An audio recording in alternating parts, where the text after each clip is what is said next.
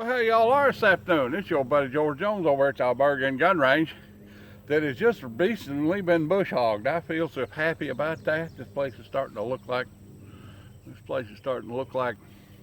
a jungle. Anyway, for my next installment on 8, I got this old used gun. The old used gun I got today is a dandy. This guy is the Model 43. Is that right? I did some research on it before I came over here. Yes, the Model 43 Marlin. The Model 43 Marlin pump shotgun. The 43 is a takedown shotgun, so you actually squeeze in on this gizmo here, pull it up until it snaps into a detent point, and then you can take this action and give it a twist and it comes apart. Makes it a little bit easier to store. That would probably come in handy on a shotgun with a 30-inch barrel. This is a pretty interesting design.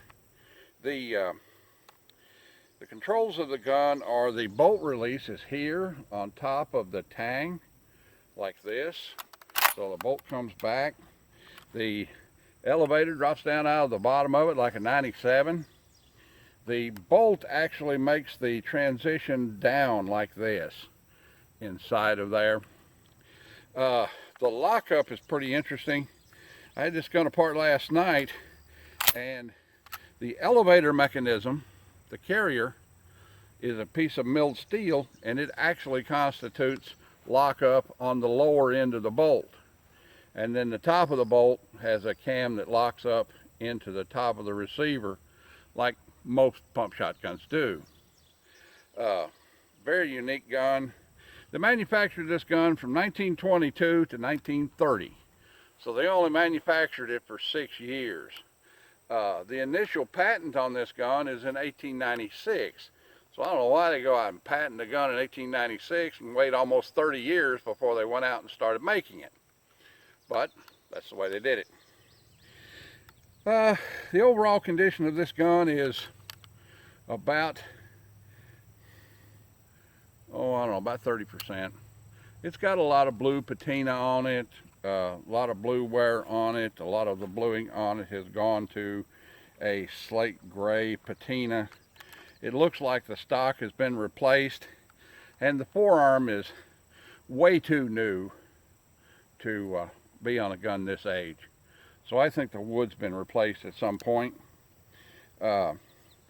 Pretty interesting gun. Does not have a disconnector in it, so you can hold the trigger and pump them out of there as fast as you can.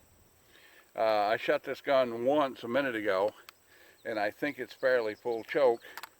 It's pretty well made. It's got a knurled top of the receiver, and the knurling extends all the way down the sight plane. So it's not vent rib, but it's got a finished ribbing, whatever you want to call it, I don't know why they put it on there. I think they put it on there to help with heat striations when the gun is hot. So we're going to try this gun out here one time, and then we're going to pattern it. See how it actually shootates. I'm going to put me 3 number 8 estates in it. Get me some ear silencers on. The safety on this gun is off. And the reason why it's off is because it's located here in the trigger guard. I don't see how in the world anybody could routinely get this gun on and off safe without shooting their brother-in-law. You know, let's give it a try. See how it shoots. This guy works good. All right, let's pattern it. Let's put this old 7.5 Federal in it. Put another one in there just in case. Get the old trash barrel out of the way. Let's try it over here at about 15 yards.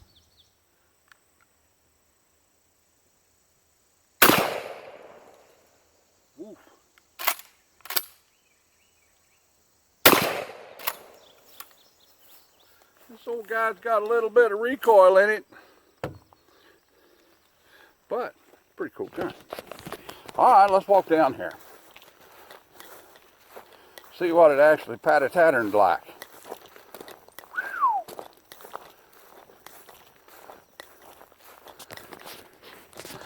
That gun still shoots good.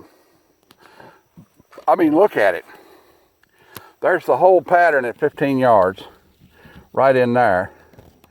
And the middle of it was so dense, it blew plumb through the backer. And this is a piece of 1/2-inch chipboard.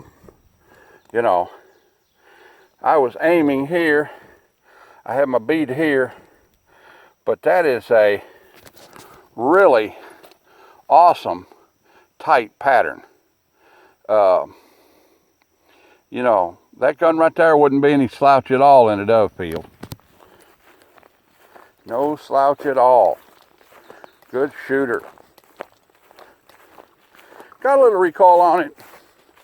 The recoil's kind of built right into these older guns where you have a lot of drop in the comb. You know, I mean, you look at that gun, and I've said this 100 times, the radius of the bore, the farther the comb drops away from it, the more mechanical recoil that gun's going to have. Looking at this guy, I don't know if this gun has a high collector value or not. It was only manufactured for a few years. Quit in 1930. I think the stock market crash of 1929 probably brought the production of this gun to an end. It's not quite 100 years old, but today it's still a good, solid, serviceable gun, and may or may not have collector value. I tried to look this gun up in the Blue Book to see what it was actually worth, and in 100% condition, this gun's worth $180. But there's guys out there that like this kind of gun, and it has more value to them than it does to, say, a dealer. So, pretty cool gun, and we was lucky to stumble across it. Well, that's it for the old Model 43. It's an outstanding gun. I say that a lot, but I get to handle a lot of outstanding guns. Y'all like to share, commentate, and subscribe. Leave me an old $1 in the Patreon bucket if you want to. Be careful during these crazy times, not just with the disease, but there's a lot of silly people out running around. You know, turn around and go some other direction if you see them.